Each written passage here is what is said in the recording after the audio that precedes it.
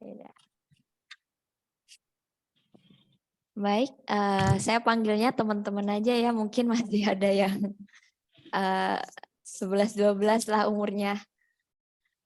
Perkenalkan teman-teman sekalian, nama saya Dinda Putria Purnaningrum, atau biasa dipanggil dengan Dinda. Saya merupakan salah satu karyawan di PT Karisma Inti Usaha, khususnya memegang jabatan sebagai dokumen kontrol untuk Regional 2, yaitu tempat kerjanya di lingkup PT Karisma Inti Usaha, Kalimantan Selatan, kemudian PT Globalindo Agung Lestari, Kalimantan Tengah, dan juga PT United Agro Indonesia, yaitu Kalimantan Tengah. Terkait dengan pengalaman organisasi saya, pada tahun 2019, saya mengikuti Badan Eksekutif Mahasiswa tingkat fakultas, yaitu memegang jabatan yaitu pada Riskenov, yaitu sebagai staf Riskenov, yaitu tugasnya melakukan riset ataupun penelitian terhadap masalah kesehatan terkini. Kemudian saya juga aktif mengikuti organisasi Ikatan Senat Mahasiswa Kesehatan Masyarakat, serta Forum Studi Ilmiah Mahasiswa. Untuk background pendidikan saya sendiri yaitu Sarjana Kesehatan Masyarakat, khususnya peminatan K3 dari Universitas Lambung Mangkurat, tentanggaan aja ya sama ini ya Bu ya, sama pertanian ya. Dan SMA saya dari SMA Negeri 6 Yogyakarta. Untuk pelatihan dan sertifikasi yang pernah saya ikuti, diantaranya ada pengukuran baku mutu air, pengukuran antropometri, kemudian saya juga ahli K3 umum dan juga auditor ISPO. Nah, untuk pengalaman kerja saya, yaitu di PT Karisma Inti Usaha pada tahun 2021, dan sekarang sudah naik menjadi dokumen kontrol khususnya pada Regional 2. Begitu Bu, kiranya perkenalan singkat dari saya. Kalau ada yang mau menghubungi saya, kebetulan alamat saya juga di Banjarbaru. Kalau aja ada yang mau ngajain sharing atau diskusi juga bisa gitu. Oke, Bu Desi, apakah langsung lanjut langsung lanjut materi kah Bu? Ya, masuk materi. Silakan Pak. Baik.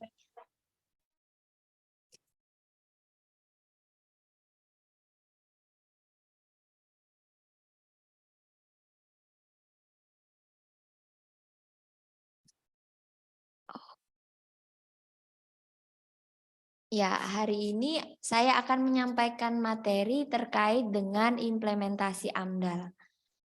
Saya masuk dulu tentang pengertian AMDAL. Jadi AMDAL atau yang biasa disebut dengan analisis mengenai dampak lingkungan hidup itu adalah suatu kajian mengenai dampak besar yang sangat penting bagi suatu usaha ataupun kegiatan yang direncanakan pada lingkungan hidup yang diperlukan bagi proses pengambilan keputusan tentang penyelenggaraan usaha ataupun kegiatan di Indonesia.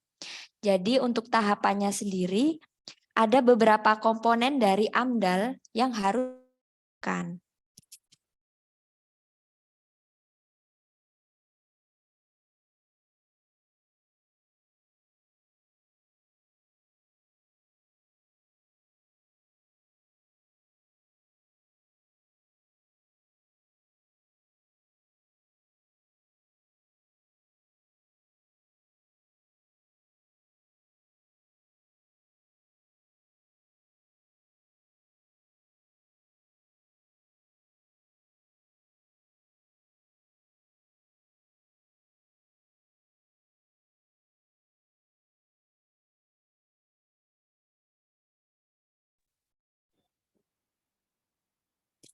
Terputus ya Bu ya? Iya, terputus tadi.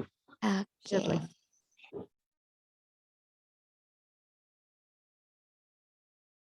Selanjutnya sampai mana ya Bu tadi ya? Komponen AMDAL ya? Betul. Iya. Selanjutnya yang kedua, yaitu ada kerangka acuan atau biasa disingkat dengan KA, yaitu sebagai dasar yang telah dibuat dalam melaksanakan kegiatan proyek tersebut. Jadi ketika kita akan melakukan suatu analisis AMDAL, itu yang pertama kali dibuat yaitu penyajian informasi lingkungan terkait dengan data-data luasan wilayahnya, kemudian data-data kemungkinan dampak yang akan terjadi. Nah, kemudian dibuatlah suatu kerangka yaitu yang namanya kerangka acuan. Kemudian yang ketiga yaitu analisis dampak lingkungan, yaitu biasa disebut dengan ANDAL. ANDAL itu merupakan kegiatan analisis dampak dari keamanan, kesehatan, dan juga dampak buruk pada suatu kegiatan ataupun proyek. Nah, ini ada berbeda ya. Biasanya orang-orang mengira antara AMDAL dan ANDAL itu sama. Jadi saya tekankan sekali lagi untuk AMDAL ini yaitu dokumen yang sudah jadi, sedangkan untuk ANDAL-nya itu yaitu kegiatan untuk melihat ataupun menganalisis dari dampak lingkungan yang mungkin terjadi yang berdasarkan dari kerangka acuan yang telah dibuat. Kemudian dalam AMDAL kita juga mengenal terkait dengan rencana pemantauan lingkungan atau yang biasa disingkat dengan RPL, yaitu mencakup segala bentuk pemantauan terhadap berjalannya suatu proyek. Jadi ketika kita sudah mengajukan AMDAL, melakukan kegiatan analisis, maka akan dibuat rencana terkait pemantauan lingkungan yang akan dilakukan oleh suatu perusahaan. Kemudian kita juga mengenal terkait dengan rencana pengelolaan lingkungan, yaitu selain melakukan kegiatan pemantauan, kegiatan pengelolaan juga dilaksanakan untuk menghindari penyimpangan.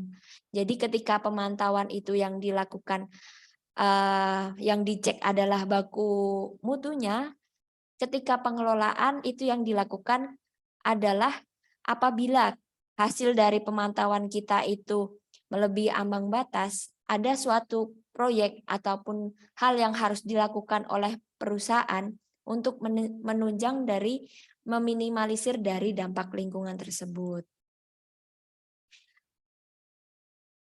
Nah, untuk contoh dokumen AMDAL, ini ada beberapa contoh.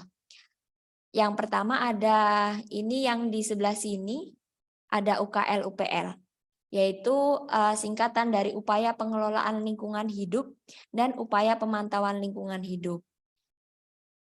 Ini dokumennya hampir sama dengan RKL-RPL tadi. Hanya saja untuk UKL-UPL ini lingkupnya lebih, skupnya lebih sempit. Ketika RKL-RPL ini menyangkut ke lingkup atau dampak yang lebih besar, nah UKL-UPL ini setaranya lebih kecil dari RKL-RPL. Kemudian ini beberapa contoh dokumen, ini saya ambil dari PT lain ya Bu. Ini ada KA ANDAL, kemudian ANDAL-nya tadi, dan juga terkait dengan AMDAL-nya sendiri. Nah, ini contoh untuk dokumen Adendum AMDAL dan RKL-RPL. Jadi kalau ada suatu perusahaan akan melakukan perubahan dari izin lingkungan terkait dengan penambahan fasilitas ataupun kapasitas dari tenaga produksi ataupun hal-hal yang mungkin akan mempengaruhi dari dampak lingkungan, itu bisa diajukan untuk Adendum AMDAL-nya. Nah, untuk yang bawah ini ada contoh terkait dengan pelaporan secara online, yaitu pelaporan RKL-RPL.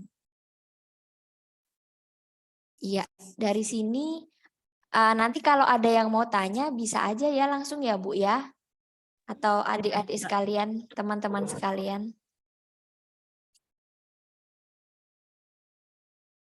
Kemudian mengenai prinsip dasar dari dokumen lingkungan. Nah, ini saya akan menjelaskan sedikit terkait dengan prinsip dasar suatu dokumen lingkungan.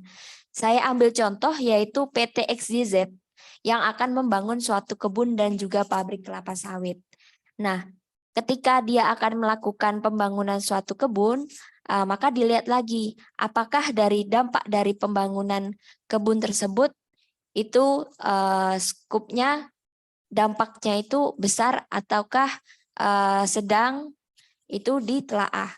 Nah, kemudian bisa untuk mengajukan apakah dia akan mengajukan terkait dengan AMDAL ataupun akan membuat hanya skala UKL UPL saja.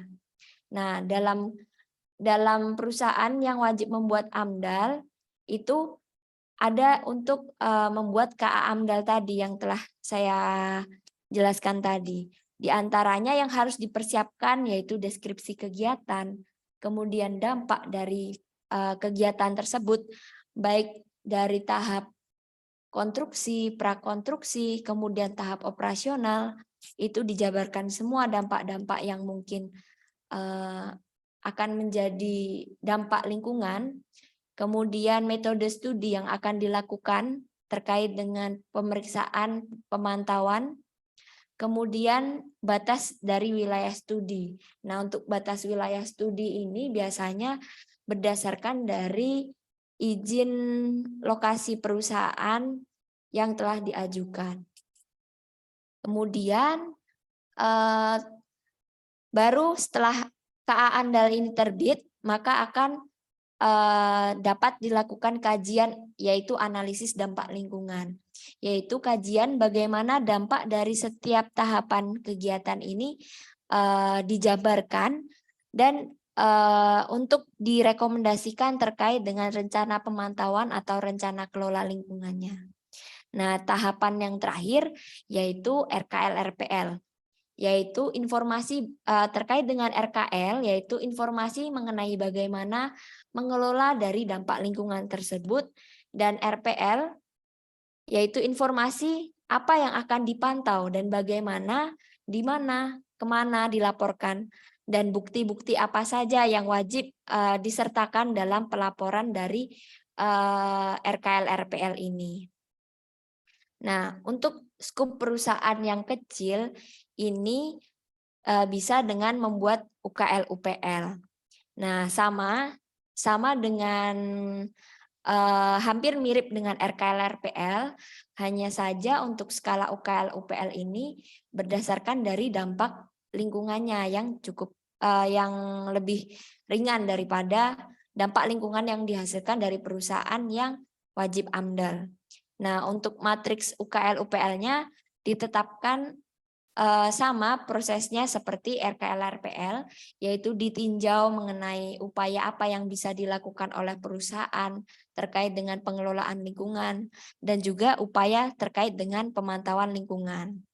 Nah, ketika sudah mendapatkan izin ini, maka perusahaan tersebut dapat beroperasi.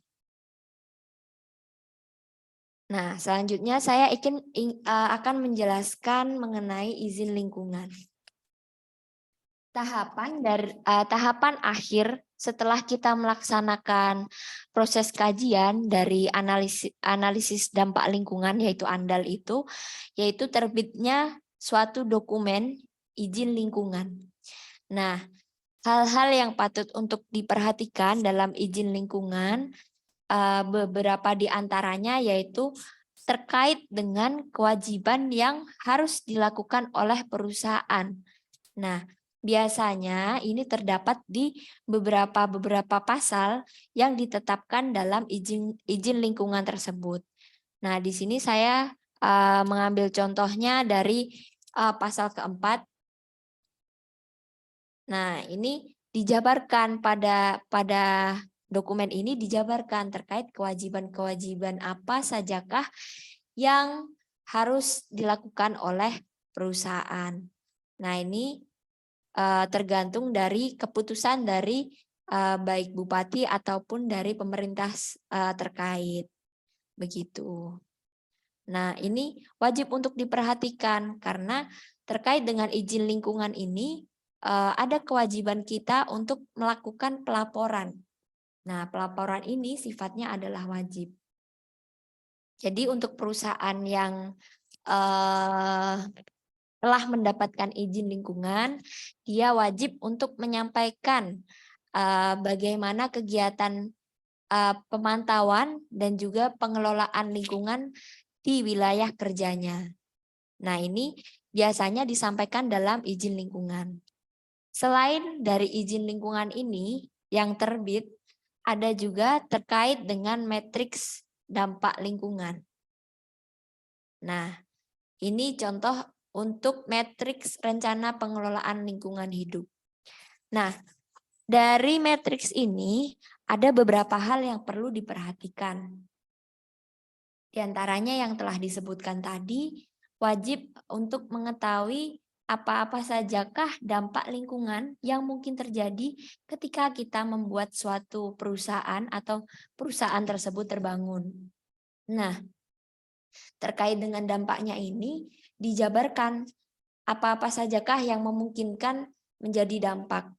Baru ini saya ambil contoh untuk yang nomor 1 terkait dengan perubahan penggunaan lahan.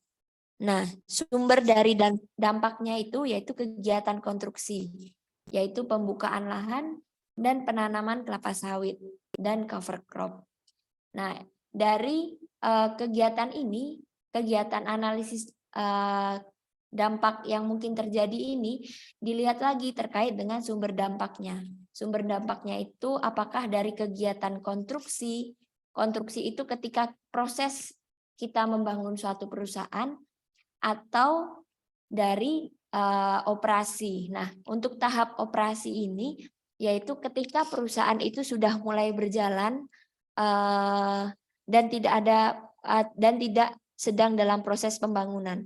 Jadi untuk yang kegiatan konstruksi ini lebih ke dalam kegiatan ketika membangun suatu perusahaan atau kegiatan pembangunan, sedangkan untuk tahap operasional ini lebih ke tahap di mana perusahaan ini skalanya sudah settle, jadi sudah beroperasi. Kemudian dari sumber dampak ini ditinjau lagi terkait dengan indikator pengelolaan lingkungan hidupnya. Nah, ini contohnya untuk yang tahap operasi ini dari dampak lingkungan yang dikelola yaitu penurunan kejadian kebakaran lahan. Nah, sumber dampaknya yaitu kegiatan operasi yaitu mitigasi bencana kebakaran lahan. Untuk indikator pengelolaan lingkungan hidup yang harus dilaporkan diantaranya terkait dengan frekuensi kebakaran serta luas lahan yang terbakar. Jadi untuk indikator penurunan kejadian kebakaran ini, 2 laporan ini yang wajib dijadikan sebagai indikator dalam laporannya. Nah, di sini juga ada beberapa bentuk dari pengelolaan lingkungan hidup.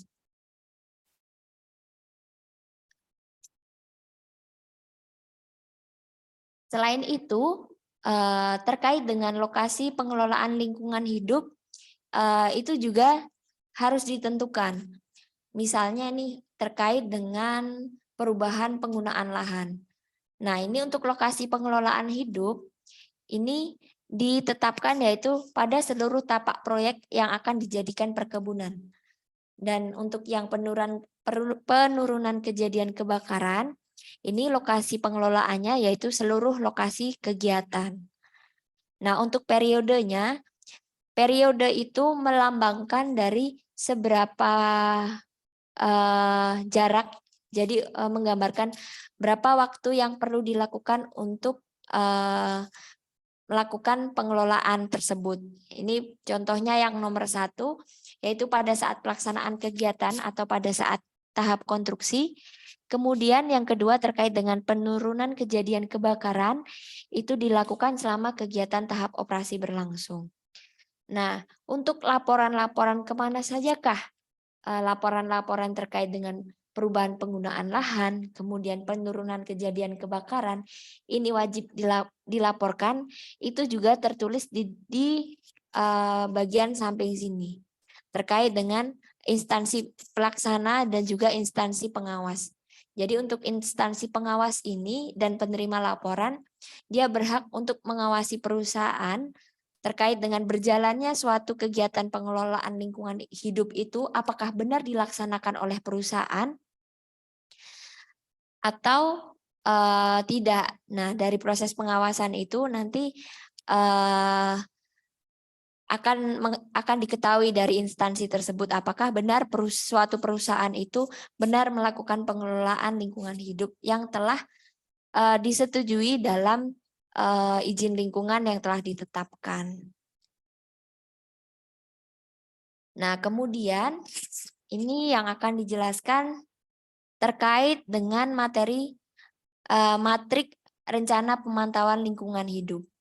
Matriknya hampir sama dengan RKL tadi, yang RKL itu terkait dengan pengelolaan lingkungannya, sedangkan untuk yang RPL atau rencana pemantauan lingkungan ini lebih ke dalam indikator-indikator yang wajib terpenuhi. Nah, untuk pemantauan lingkungan ini ada beberapa indikator yang wajib untuk perusahaan penuhi. Itu misalnya terkait dengan nilai ambang batas ataupun terkait dengan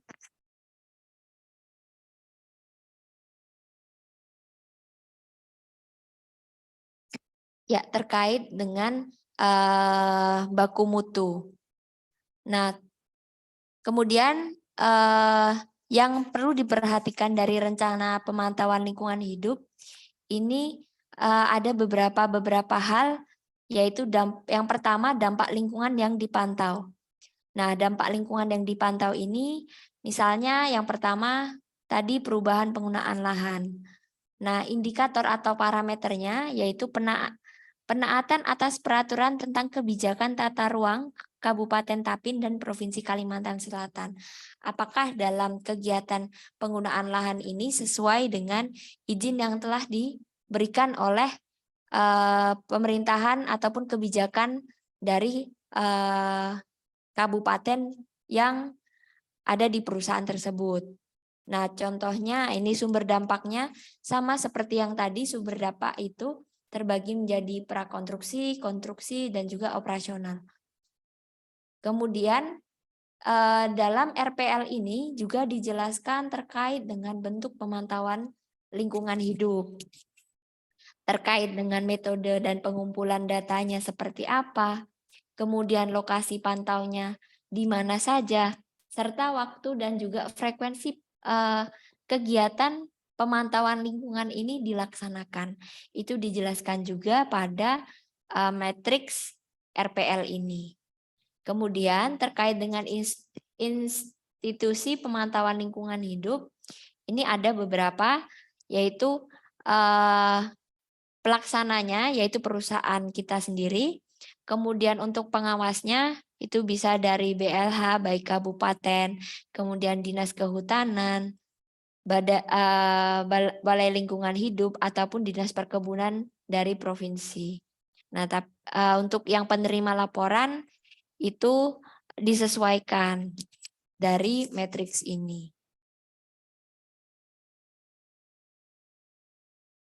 Nah, ini untuk contohnya, untuk yang tahap operasional tadi terkait dengan metode pengumpulan datanya, kemudian lokasi pemantauan di mana, dan juga waktu dan frekuensi pelaporan yang wajib dilakukan. Nah, dari sini kita mengetahui terkait dengan kewajiban dari perusahaan terkait dengan kapan laporan itu wajib diserahkan. Jadi terkait dengan penurunan kejadian kebakaran atau biasa disebut dengan laporan pemadaman kebakaran di tempat kami, itu frekuensi pelaporannya yaitu dilakukan setiap 6 bulan sekali atau 1 semester. Nah, untuk penerima laporannya juga disesuaikan dengan matriksnya.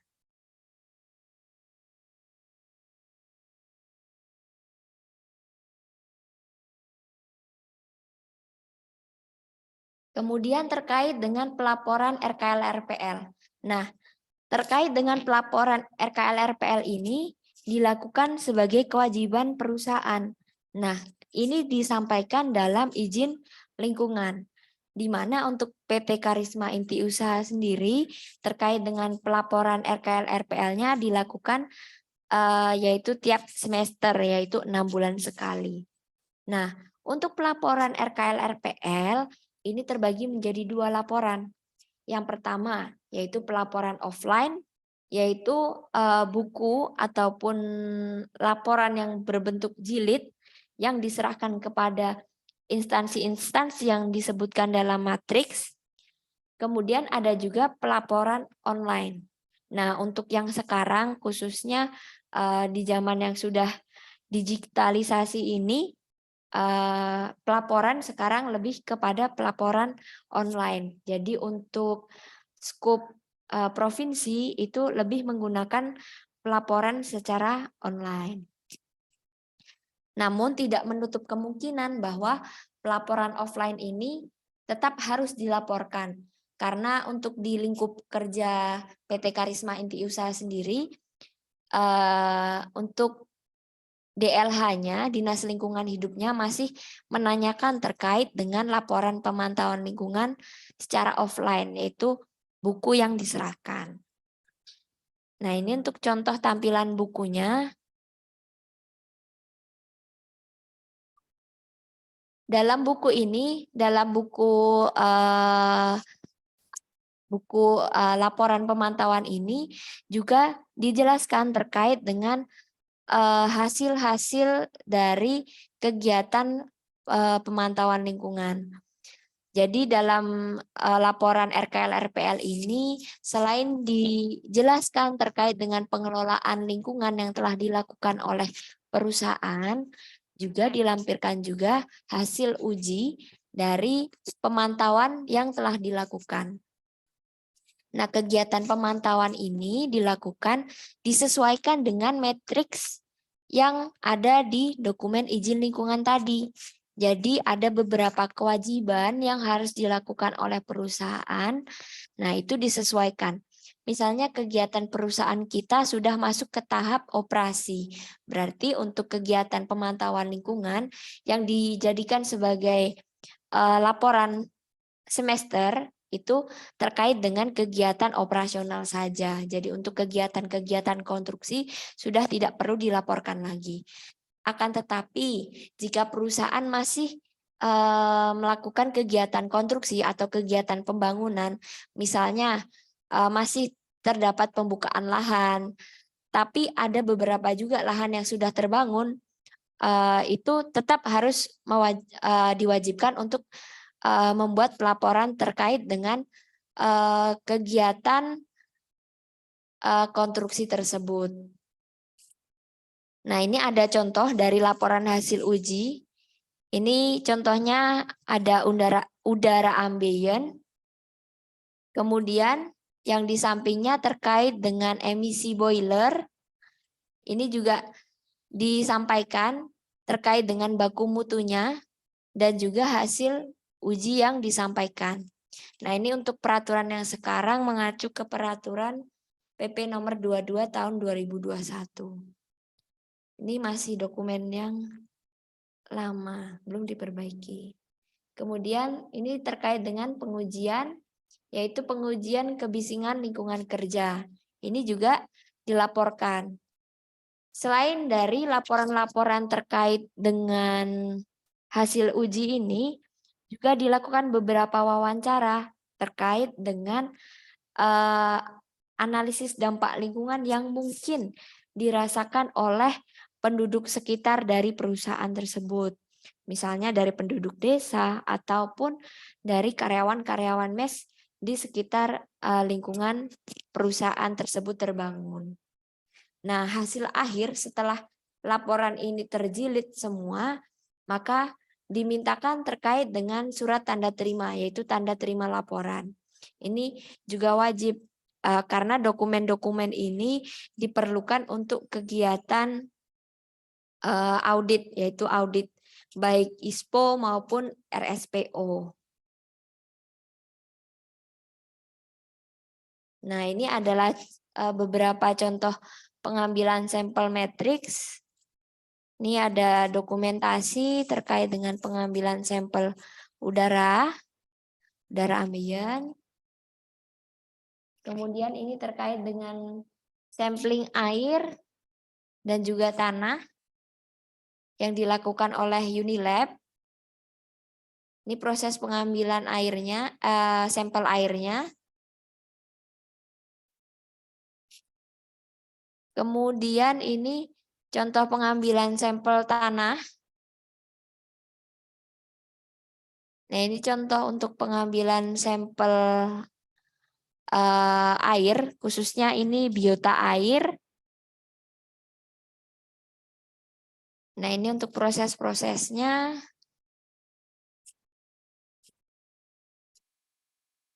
Yang dilakukan oleh tim.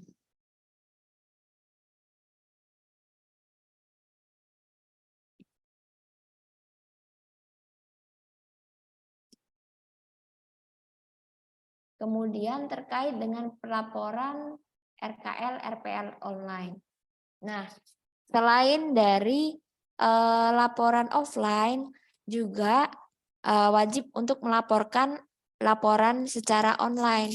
Nah, untuk beberapa provinsi ini sudah mewajibkan perusahaan untuk melaporkan secara online terkait dengan laporan-laporan. Nah, untuk caranya itu bisa masuk ke website dari Simpel ini. Ini websitenya di simplemanlhk.go.id. Nah, ini nanti kalau perusahaannya sudah mendaftarkan, maka akan diketahui nih untuk ID-nya apa dan juga password-nya apa, kemudian login. Ketika belum, maka bisa dilakukan registrasi ke pemerintah. Kemudian ini bentuk dari dashboard Simpel tadi. Nah, untuk pelaporan ini, pelaporan yang dilaporkan pada Simpel, selain terkait dengan analisis dampak lingkungan, yaitu laporan RKL-RPL atau UKL-UPL, itu ada beberapa juga pelaporan lain. Misalnya pada website Siraja, yaitu terkait dengan pengelolaan limbah B3, kemudian untuk PPU, yaitu pengendalian pencemaran udara, dan juga untuk PPA, yaitu pengendalian pencemaran air. Kita fokus dulu untuk ke RKL-RPL. Nah, ini ketika dashboard tadi sudah diklik, maka tampilannya akan jadi seperti ini. Ini terkait dengan dokumen-dokumen atau izin lingkungan yang dimiliki oleh perusahaan. Nah, untuk PT Karisma Inti Usaha sendiri, dia memiliki perusahaan inti dan juga kegiatan perkebunan di lingkungan plasma. Jadi untuk UKL UPL juga turut serta untuk dimasukkan ke dalam dokumen ini. Kemudian setelah diklik nih, kita akan melakukan pelaporan misalnya terkait dengan izin lingkungan yaitu RKL RPL perusahaan. Nah, maka dapat dilaporkan yaitu dengan cara klik pelaporan RKL RPL. Klik di bagian ini. Kemudian tampilannya akan jadi seperti ini. Nanti akan ada bagian di ujung sini, di bagian panah ini ada terkait dengan penambahan pelaporan RKL RPL. Nah, ini untuk dashboard dari pelaporan RKL RPL. Di sini ada terkait dengan tanggal pengelolaan dan atau pemantauannya, kemudian matriks yang digunakan, kemudian kondisi saat ini seperti apa. Ini biasanya diisikan, dikosongin karena sudah tercantum dalam dokumen AMDAL yang akan dokumen RKL RPL atau UKL UPL yang akan dilampirkan. Jadi untuk kegiatan pemantauan dan juga pengelolaan ini bisa untuk dikosongkan. Oke. Untuk materi ini sudah habis. Nanti akan saya contohkan terkait dengan pelaporan RKL RPL. Dari teman-teman sekalian mungkin ada yang mau bertanya atau mengklarifikasi. Saya persilahkan, Bu. Sebelum lanjut.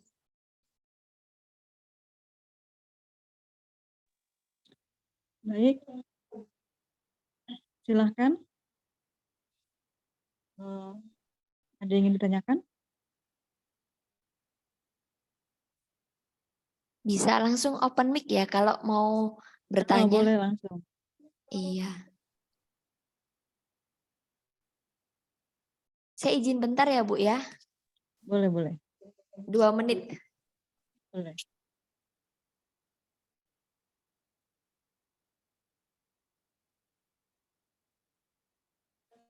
Boleh ditulis kalau ada yang ingin ditanyakan.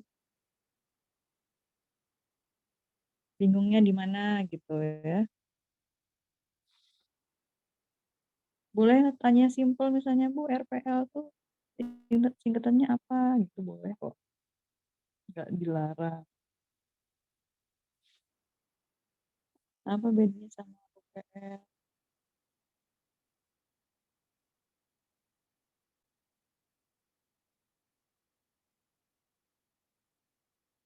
Ada yang nanya?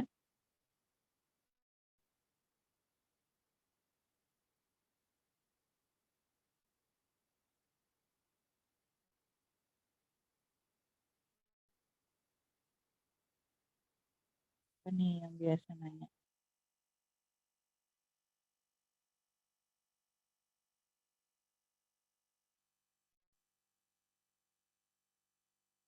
Yang atas mana nih? Muncul nggak?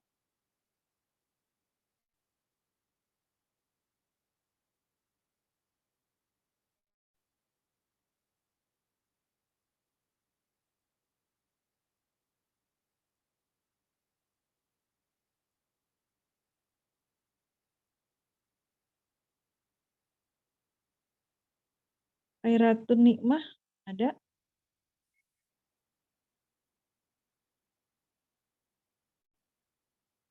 Khairatun Nikmah.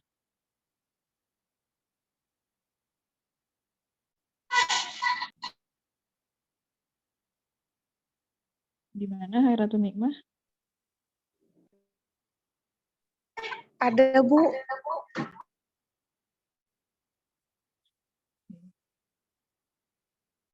Ada yang ingin ditanyakan Khairatun? Kenapa, Bu? Ada yang ingin ditanyakan? Karena nggak ada yang lain. Nelsa. Ada yang raise hand itu? Iya. Ya, Boleh, Nelsa. Assalamualaikum warahmatullahi wabarakatuh. Waalaikumsalam warahmatullahi wabarakatuh. Perkenalkan, nama saya Nafa Kamila Syahnadia. Saya ingin bertanya tentang yang perbedaan antara AMDAL dan ANDAL tadi itu, Kak. Oh, oke.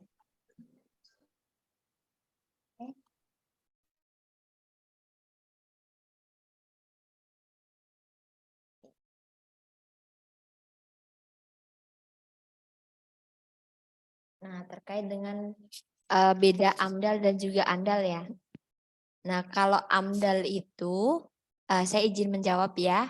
Terkait dengan AMDAL itu dokumen yang sudah ditetapkan terkait dengan dampak lingkungan hidup. Jadi kalau AMDAL itu keseluruhan dokumen atau keseluruhan tahap yang telah dilakukan dari penyelesaian dari komponen-komponen di dalam AMDAL.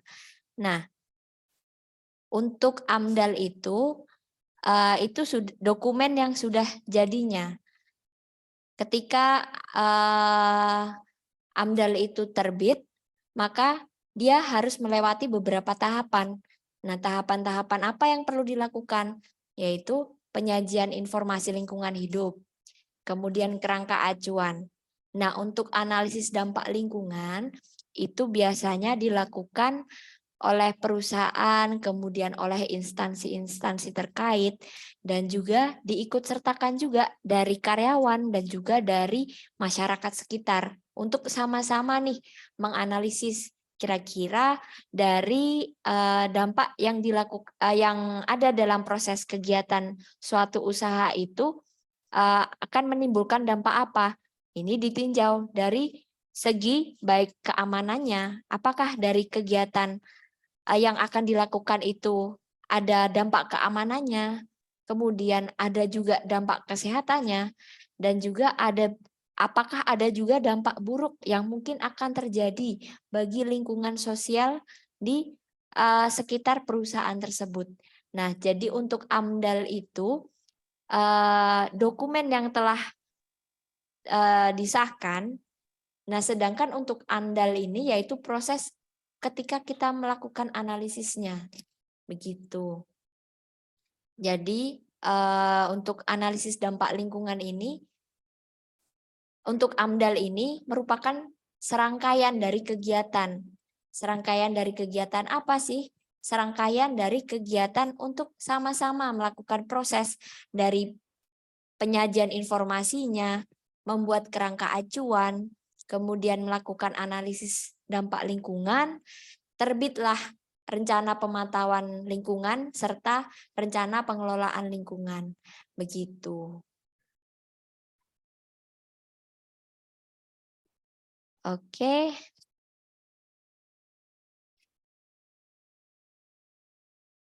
Nelva, apakah Baik. sudah jelas? Baik, terima kasih Kak, sudah jelas Kak. Iya. Ada lagi yang mau tanya? Nanti sebelum saya iniin ke cara untuk upload nih untuk pelaporan online-nya.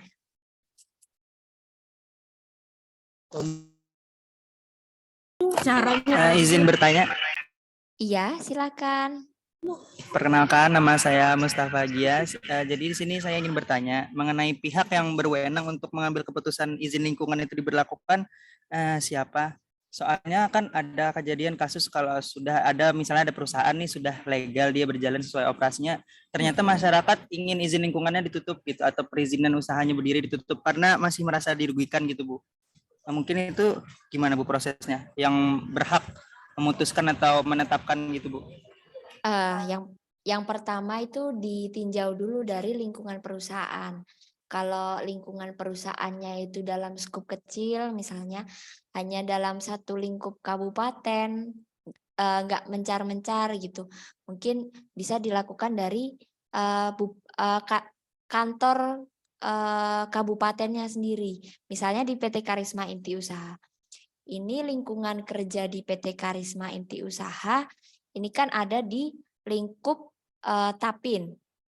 Jadi untuk kegiatan pengajuan terkait AMDAL-nya itu disahkannya oleh Bupati Tapin. Nah, untuk contoh perusahaan di PT Globalindo, ini contohnya dia memiliki 2 lingkup wilayah. Yang pertama Barito Selatan, yang kedua Kapuas. Nah, maka untuk proses perizinannya itu ke tahap yang lebih tinggi karena udah menyangkut 2 wilayah, yaitu ke provinsi gitu. Nah, terkait dengan proses pengajuannya itu seperti itu ya kira-kira. Sama apa lagi tadi yang mau ditanyakan? Semisal ada masyarakat di sekitar perusahaan itu merasa kurang puas atau dirugikan, bisa lah kayak masyarakatnya itu menuntut ke pihak yang berwenang tadi untuk memutuskan izin AMDAL-nya tadi untuk dicabut. Semisal seperti itu bisa nggak Bu? Nah, itu terkait dengan pengawasan. Apakah benar yang dilaporkan itu memang benar adanya atau hanya dari si masyarakatnya sendiri yang merasa dirugikan sepihak. Nah, maka akan dilakukan tinjauan lingkungan di situ. Kadang dalam waktu 1 tahun sekali itu pasti ada kegiatan kunjungan, yaitu untuk pengawasan terkait dengan implementasi AMDAL ini, apakah benar terlaksana atau tidak. Terus terkait dengan uji-ujinya, hasil ujinya apakah benar melampaui batas atau tidak. Nah, ketika perusahaan mampu menunjukkan bahwa memang dari kegiatan yang dilakukan ini sudah sesuai dengan AMDAL, sesuai dengan matriks, dan juga untuk baku mutu tidak melebihi dari ini, maka untuk apa namanya, untuk laporan tersebut tidak bisa untuk dilanjutkan karena memang tidak terbukti dari hasil pengawasan tersebut gitu. Baik Bu, mungkin Ulun beralih ke pertanyaan selanjutnya. Semisal kan tadi Ulun dengar kalau semisal menyangkut dua daerah seperti Bupati sama Tapen itu minta izinnya ke mana tadi? Gubernur ya Bu? Iya, ke gubernur. Semisal berarti mencakup misalnya kawasan Barito aja, itu berarti menyerahkannya ke Bupati Barito itu aja lah Bu, nggak Iya, perlu ke gubernur. kalau misalnya perusahaan contohnya yang di PT Globalindo ya, di PT Globalindo itu untuk wilayah izinnya itu masuk HGU-nya itu masuk ke Barito Selatan dan juga ke Kapuas, maka itu diserahkannya ke provinsinya. Nah, apabila nih di PT Globalindo itu cuman ada satu aja, misalnya di Barito aja gitu, berarti pelaporannya itu yang wajib untuk memutuskan dokumennya tersebut di Baritonya gitu. Inggih, makasih banyak Bu. Oke. Ada lagi? Sebelum lanjut ke contoh pelaporan RKL RPL online.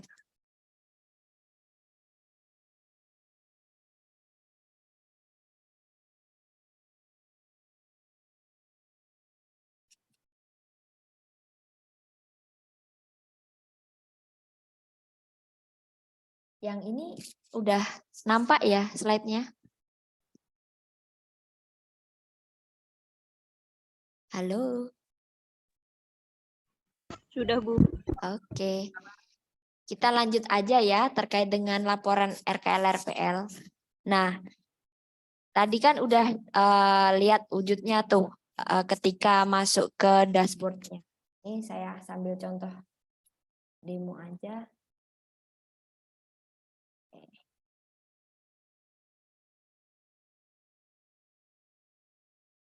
Iya, agak lama.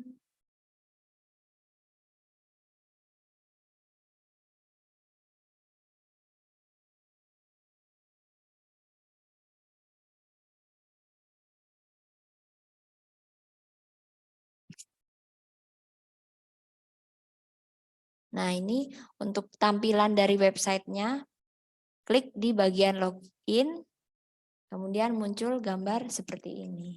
Nah, ini untuk ID-nya dan juga password-nya diketikkan di sini yang sudah diregistrasi, kemudian klik login. Nah, nanti akan muncul tampilan seperti ini. Baik pelaporan terkait RKL, RPL, dan UKL, UPL, kemudian Siraja, PPU, PPA. Nah, ini tinggal diklik di bagian ini, klik. Gitu. Ya nggak lama. Jadi saya sambil buka presentasinya saja.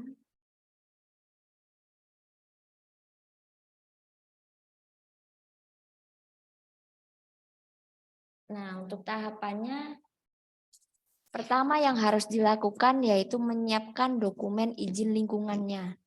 Nah, dari hasil AMDAL ini ketika sudah terbit, maka akan terbit juga izin lingkungan yang telah disahkan.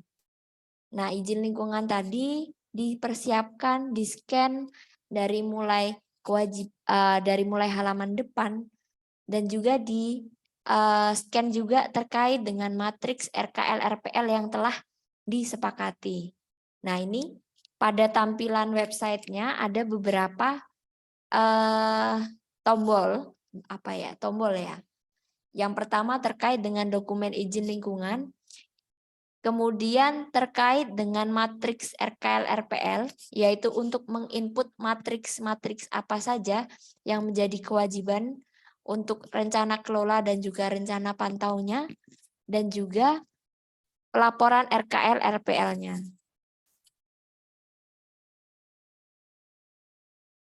Nah, terkait dengan pelaporan RKL RPL-nya. Ini diinput. Nah, ini untuk menambahkan dokumen perizinan. Misalnya nih, perusahaan itu kayak di PTQ tadi, dia tidak hanya memiliki AMDAL saja, dia punya UKL UPL karena wilayah-wilayah di sekitarnya itu plasma-plasma yang menjadi menjadi tanggungan juga dari PT Karisma Inti Usaha memiliki dokumen UKL UPL, bisa untuk ditambahkan dokumen di sini dengan cara klik gitu baru ditambahkan. Nah, ini untuk dokumen tadi ya, terkait dengan penambahan dokumen izin lingkungan, ini diklik. Nah, ini akan muncul tampilan seperti ini, ada nama dokumen izin lingkungan, nomor dokumen izin lingkungannya, institusi pengesahannya, tanggal pengesahannya, batas luasan area, satuan luasan area, dan lain-lain. Nah, ini pengisiannya disesuaikan dengan izin lingkungannya. Misalnya nih, untuk nama dokumen izin lingkungan.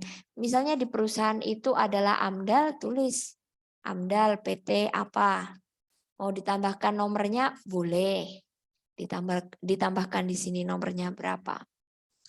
Nih, kemudian ini terkait dengan nomor dokumen izin lingkungan itu ada di dokumen yang tadi, dokumen izin lingkungan itu ada nomornya.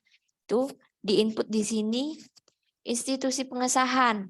Misalnya kayak di PT Karisma Inti Usaha tadi, Bupati diisikan di sini, Bupati, Tapin, kemudian tanggal pengesahannya biasanya didapatkan di bagian terakhir, lembar terakhir dari tanda tangan izin lingkungan itu ada tanggal pengesahannya. Kemudian batas luas area itu juga disampaikan di dalam izin lingkungan tadi. Ada di situ nanti terkait dengan batas luas areanya. Kemudian satuan luas areanya juga diisikan, kapasitas produksi. Nah, misalnya di pabrik kelapa sawit tempat kita itu kapasitas produksinya 60 ton TBS per jam. Ditulis di sini. Nah, ini satuannya juga ditulis. Kemudian lembar pengesahannya tadi disampaikan terkait dengan lampiran cover depan dokumen yang ada cap pengesahannya. Kemudian dokumen izin lingkungannya, yaitu lampiran surat keputusan ataupun persetujuan lingkungan hidup ataupun bisa izin lingkungan. Kemudian matriks RKL RPL-nya juga dilampirkan di sini. Gitu. Nah, kalau mau ada tambah dokumen tinggal klik aja nanti. Nah, untuk proses ini harus wajib untuk ditunggu sampai dokumen tersebut benar-benar tersubmit. Jadi nanti setelah terisi semua, klik simpan. Jangan buru-buru pergi dari lamannya itu, dari websitenya. Tunggu sampai ada tulisan tersimpan. Karena kalau misalnya nih, kita klik nih simpan. Habis itu kita nggak sabar, orang yang nggak sabaran klik lagi simpan. Bisa kedouble untuk penginputannya ini. Jadi ditunggu sampai pengisiannya sempurna. Kemudian terkait dengan matriks RKL RPL, ini tadi di bagian ini diklik, maka akan muncul tampilan yang seperti ini. Nah, ini terkait dengan ketika kita akan menambahkan matriks RKL RPL-nya.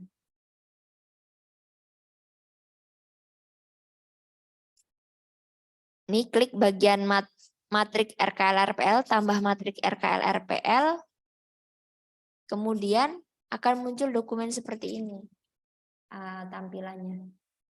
Yang disampaikan pertama terkait dengan dokumen atau izin lingkungan. Nah, ini sudah otomatis ketika kita sudah menginput dokumen izin lingkungan ini, bagian ini akan terisi secara otomatis. Jadi kita bisa milih dokumen apa yang kira-kira mau di-input. Kemudian tahapan. Contohnya sudah belum ya?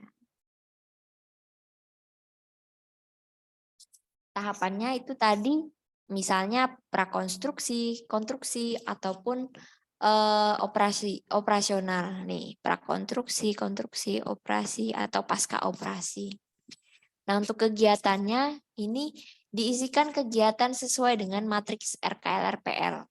Nah, itu ada di dokumen yang tadi. Di dokumen matriks tadi terkait dengan kegiatannya disesuaikan. Misalnya tadi ada kegiatan pemantauan terkait dengan karhutla diisikan di sini. Sumber dampaknya diisikan, disesuaikan dengan matriksnya.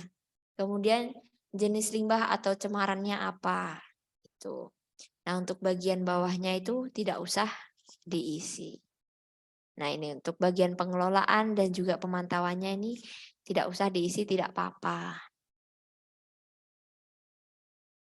Nah, setelah itu di bagian bawah dilampirkan juga terkait dengan filenya. Nah, file matriks ini harus berbentuk PDF. Jadi untuk matriks ini, kan matriks itu sebenarnya tampilannya ada beberapa lembar gitu ya. Nah, untuk membedakan nih matriks ini lampirannya benar dari izin lingkungan dan yang dilampirkan pada bagian awal tadi, yang sini terkait dengan kegiatan itu sesuai, itu dibuat ini aja, dikasih border, dikasih apa namanya, garis tanda merah misalnya di kegiatan yang akan dilaporkan. Baru diklik simpan. Jadi untuk klik simpan ini sama seperti tadi, ditunggu aja sampai dia benar-benar tersimpan. Karena biasanya kalau diklik berulang kali itu kedouble untuk updatingnya. Nah, ini contoh-contohnya dari matriks tadi ya. Ini jenis limbah atau cemarannya di sini. Kemudian terkait dengan kegiatan tadi di sini. Nah, untuk misalnya nih mau upload terkait dengan sifat fisik tanah. Berarti lampiran matriksnya semuanya itu dibuat border, dibuat garis merah pembatas bahwa memang dalam matriksnya itu ada, dan untuk tahapannya itu disesuaikan di situ gitu. Nah, ini terkait dengan pelaporannya. Nah, untuk kegiatan pelaporannya tinggal klik aja di sini. Klik pada bagian pelaporan RKL-RPL, kemudian klik tambah pelaporan RKL-RPL. Nah, nanti akan muncul dashboard yang seperti di bawah ini. Terkait dengan form isiannya, yang harus diperhatikan ini tanggal pengelolaan dan atau pemantauan. Kalau misalnya nih, kita melakukan pemantauan untuk semester 1, berarti rentang tanggalnya itu dari 1 Januari sampai dengan 30 Juni. Nah, untuk yang semester 2 berarti pelaporannya dari 1 Juli sampai dengan 31 Desember. Ini perlu diperhatikan lagi ya ketika kita akan melakukan input laporannya. Itu apakah kita akan menginput untuk semester 1 atau semester 2? Nah, itu. Nah, yang dilakukan di sini, yang disubmit di sini yaitu tanggal pengelolaan atau tanggal pemantauan. Kalau saya sendiri biasanya saya input berdasarkan dari kegiatan pemantauan lingkungan yang ada laporan hasil ujinya. Itu saya klik di sini. Kemudian bagian matriks ini otomatis terisi. Ketika matriks ini sudah diisi semua, nah nanti tinggal otomatis di sini udah muncul apa-apa saja pilihan yang bisa disubmit. Misalnya nih kegiatan operasi, pemanenan dan pengangkutan buah sawit ke lokasi pabrik. Klik kayak gitu. Tinggal klik aja. Kemudian pilih jenis dampak yang akan dilaporkan. Nanti akan muncul tuh dampak-dampak apa saja yang sesuai yang akan kita input. Nah, untuk bagian yang bawah, pemantauan dan pengelolaan tadi tidak perlu diisi. Kenapa tidak perlu diisi? Karena untuk lampiran di sini yang kita lampirkan yaitu dokumen yang sudah berjilid terkait dengan laporan yang kita buat hard copy-nya dan dikirimkan ke dinas-dinas terkait. Nah, menggunakan itu saja. Nah, ini lampirkan RKL RPL full satu dokumen yang biasanya dilaporkan dalam bentuk hard copy. Langsung aja di sini. Karena apa? Karena di dalam laporan RKL RPL full tadi sudah mencakup dari kegiatan pemantauan dan juga kegiatan pengelolaan. Lalu klik simpan dan tunggu sampai sukses. Nah, kalau nggak sabar, yaitu tadi ke double. Nah, ketika sudah melakukan pelaporan, ini harus dilakukan full sesuai dengan kegiatan yang ada di perusahaan. Ini wajib untuk dilakukan pelaporan. Klik satu-satu bagian ini, dilaporkan satu, ganti lagi, tambahkan lagi, ganti tahapan lagi, kegiatan yang mau dilaporkan apa. Dan juga dilampirkan terkait laporan RKL RPL-nya atau laporan UKL UPL-nya dalam full versi, dalam bentuk PDF. Begitu. Ya, dari sini kira-kira ada yang mau ditanyakan?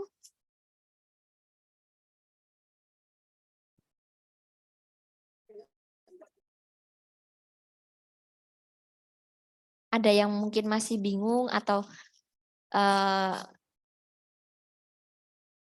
nggak ada gambaran gitu terkait dengan pelaporan online ini? Boleh saya nanya ya Mbak Dinda ya? Boleh, Bu. Saya nanya nih. Ya, gini loh Mbak Dinda. Tadi kan ada term waktu pelaporan ya per 3 bulan gitu ya. Iya. Per bulan gitu ya Mbak Dinda. Nah, apakah pernah ada kejadian gitu ya? Artinya ketika kita melakukan pemantauan yang nanti akan dilaporkan, itu ada parameter-parameter lingkungan yang tidak sesuai dengan baku mutu atau melebihi gitu kan. Nah, itu seperti apa tindak lanjutnya? Apakah memang disiapkan terlebih dahulu di dalam AMDA-nya ketika memang terjadi melebihi ambang batas seperti itu, atau seperti apa Pak Dinda? Baik, Bu, saya akan jelaskan. Kalau di tempat kami terkait dengan kegiatan uji itu dilakukan setiap awal bulan. Misalnya nih, kegiatan pemantauan air itu lebih riskan terjadi baku mutu yang naik turun ya Bu ya, karena untuk pelaporan di bagian pengujian air ini banyak sekali parameternya. Parameternya ada 32 parameter yang harus dipenuhi. Dan itu kadang memang ada yang naik, ada yang turun. Nah, itu kalau perusahaan memang sudah mengikuti proper, maka wajib hukumnya untuk memenuhi baku mutu itu, Bu. Jadi baku mutu itu wajib terpenuhi. Bagaimana caranya? Ketika kita melakukan pengujian, ini biasanya strategi dari perusahaan dilakukan pada awal bulan. Misalnya nih, pelaporan air ini kan dilakukan setiap triwulan, yaitu 3 bulan sekali. 3 bulan sekali. Misalnya kita anggap di triwulan 1 ya Bu, ada Januari, Februari, Maret. Nah, pada bulan Januari ini dilakukan pengujian. Ternyata hasilnya keluar setelah seminggu kegiatan pengambilan sampel, kok ada baku mutu yang lebih. Nah, itu bisa kita mengajukan untuk pemeriksaan ulang setelah dilakukan kegiatan-kegiatan pengelolaan lingkungan. Jadi, fungsinya dari pengelolaan lingkungan ini yaitu untuk mengetahui bagaimana sih atau upaya apa sih yang akan dilakukan oleh perusahaan ketika hasil dari rencana pemantauan ini lebih dari baku mutu gitu Bu.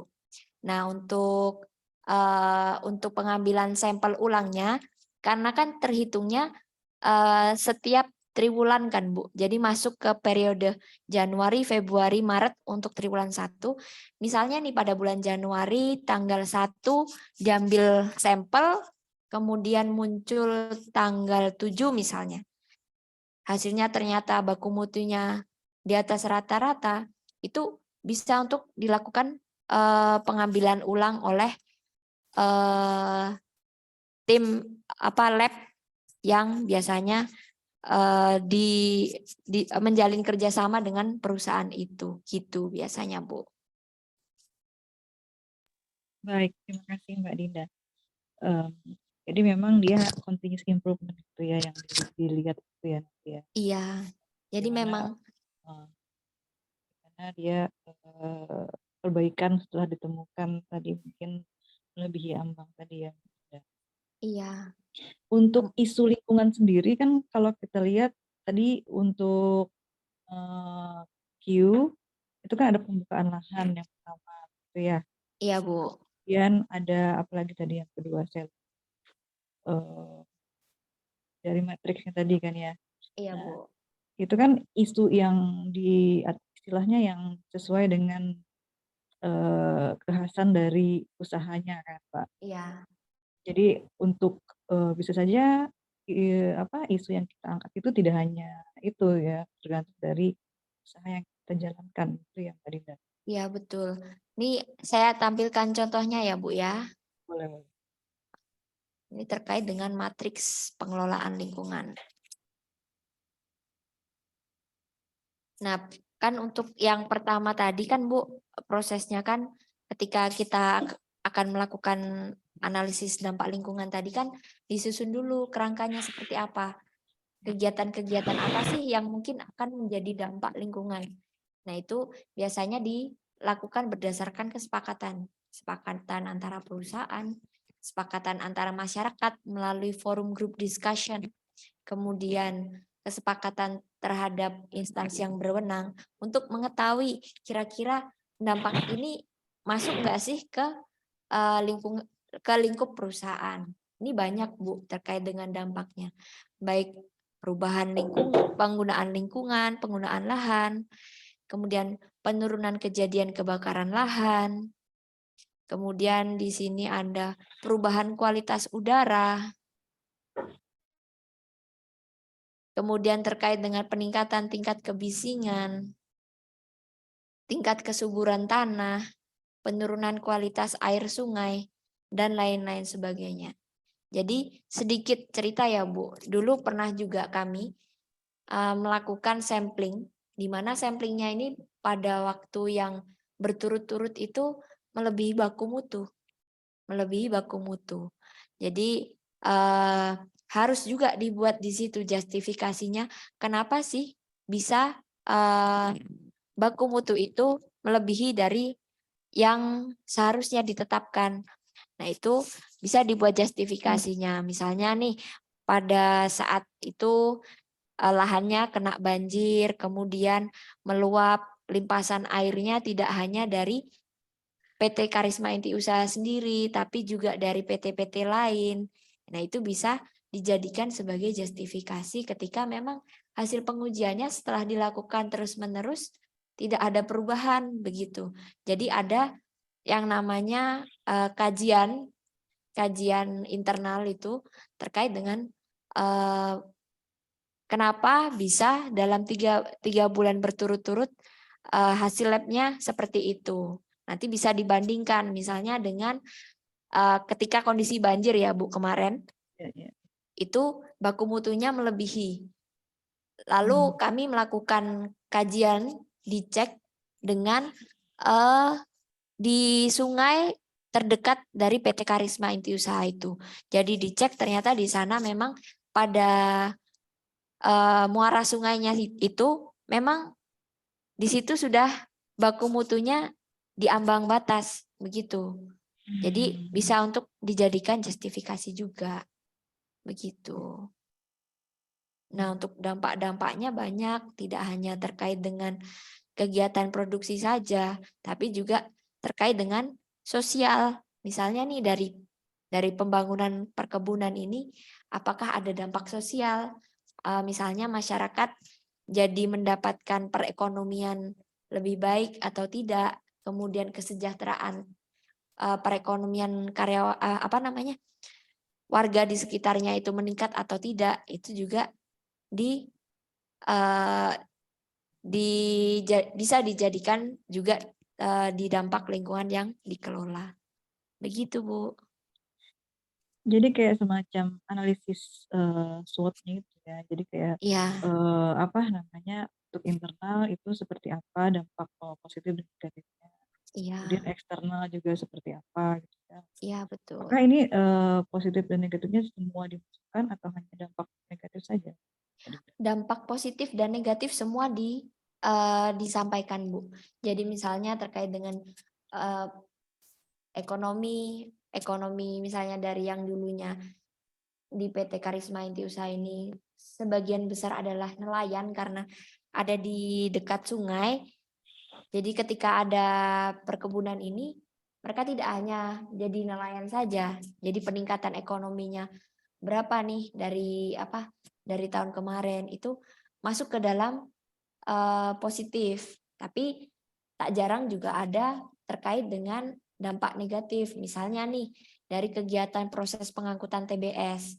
Kegiatan proses pengangkutan TBS itu kan menggunakan transportasi yang besar gitu ya, Bu. Truk, kemudian traktor. Itu untuk kondisi jalan di perkebunan sendiri mungkin beberapa juga udah tahu tuh untuk aksesnya nggak mungkin dibuatkan aspal, jadi menggunakan batu latrit kayak gitu, dan itu debunya mungkin sangat luar biasa, itu bisa juga masuk ke dampak negatif, itu disampaikan semua. Iya, dan saya lihat kemarin ada penyemprotan ya untuk jalan Iya, di beberapa. review gitu ya untuk untuk pengendalian mungkin ya.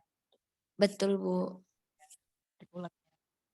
Oke, sepertinya kita dibatasi oleh waktu, Mbak Dinda.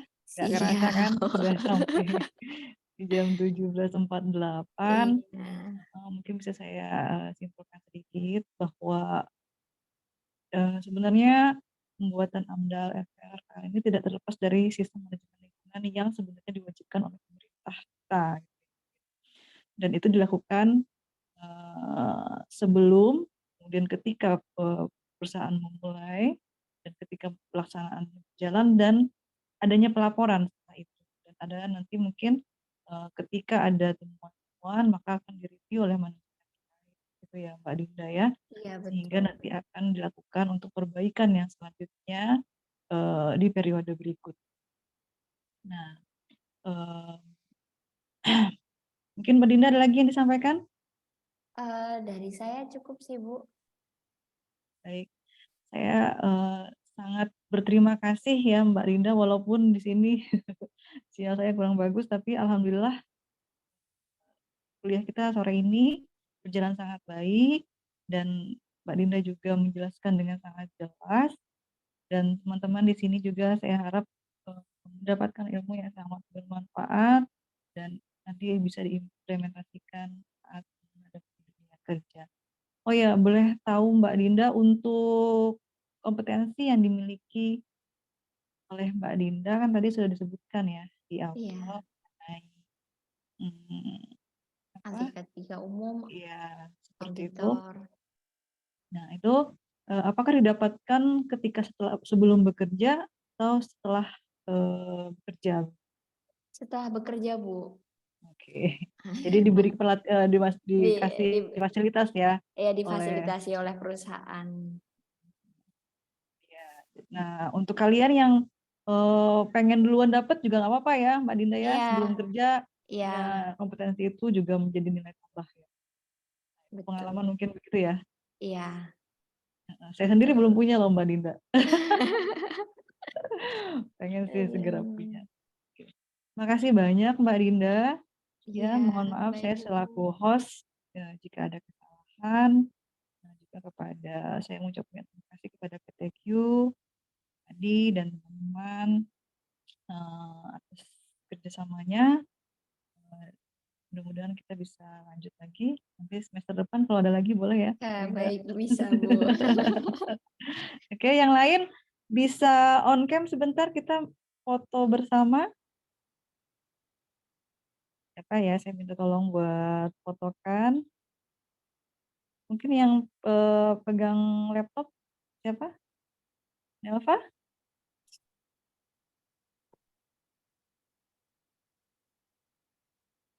Bisa diaba-abakan?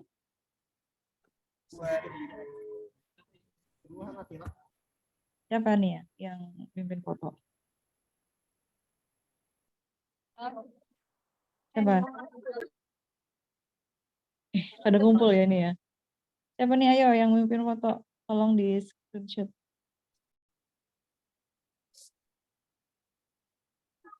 Siapa dong?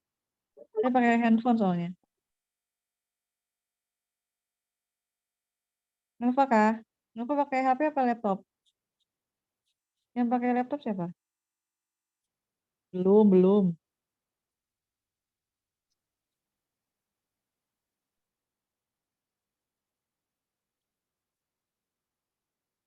Ada nggak yang pakai? Siapa? Amal. Mohon maaf sebelumnya, Iya. siapa yang pakai laptop bisalah minta sensotakan. Bisa. Nanti saya kirim aja Bu. Oh ya udah, sudah Mbak Dinda nih udah nge-screenshot. Udah saya screenshot. Nanti saya kirim. Ya, makasih ya buat semuanya. Selamat sore. Assalamualaikum warahmatullahi wabarakatuh. Waalaikumsalam. Waalaikumsalam warahmatullahi wabarakatuh. Terima kasih Bu. Dan